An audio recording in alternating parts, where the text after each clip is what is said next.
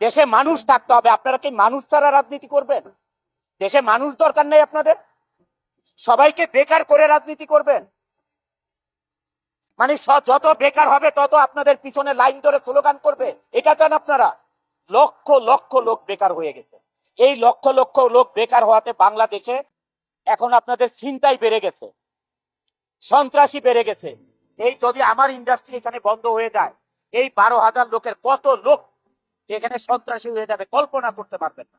মানুষের জীবন চালাতে পারবে না, এখানে লুটপাট শুরু করবে, দিনে দুপুরে দেখা যাবে ডাকাতি শুরু করে দিছে। যখন মানুষের কাজ থাকবে না, ক্ষুধা থাকবে, তখন মানুষ কিনা করবে। আমি একটি কথা দিয়ে শেষ করতে চাই যে গার্মেন্টস মালিক ভাইয়েরা, আপনারা কাপুরুষের মতো এই ইন্ডাস্ট্রি বন্ধ করে চলে দেন। আমাদের সাথে বিজিএমইএ সংগঠন যেটা আছে, সারাক্ষণ আমাদের সাথে কপারেশনে থাকতে হবে। বিজিএমইতে কিছু লোক আছে, তারাও লিড দেয়, এই লিড বন্ধ করতে হবে।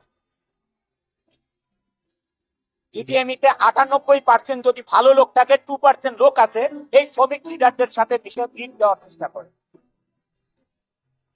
দলাদলি করার চেষ্টা করে। গার্মেন্টস কোন রাজনীতির বস্তু না, এটা ইন্ডাস্ট্রি, এটা কোন রাজনীতির খেলার মাঠ না। এখানে আওয়ামী লীগ আসবে, বিএনপি আসবে, ও আসবে, সে আসবে, এটা নিয়ে পলিটিক্স করবে, এটা কোনো রাজনীতির মাঠ না। এটা কর্মসংস্থান, এটা ইন্ডাস্ট্রি। এইটা বাঁচলে দেশ বাঁচবে, এইটা বাঁচলে আপনারা রাজনীতি করতে পারবেন। দেশে মানুষ থাকতে হবে। আপনারা কি মানুষ ছাড়া রাজনীতি করবেন? দেশে মানুষ দরকার নেই আপনাদের? সবাইকে বেকার করে রাজনীতি করবেন? মানে যত বেকার হবে তত আপনাদের পিছনে লাইন ধরে স্লোগান করবে, এটা চান আপনারা?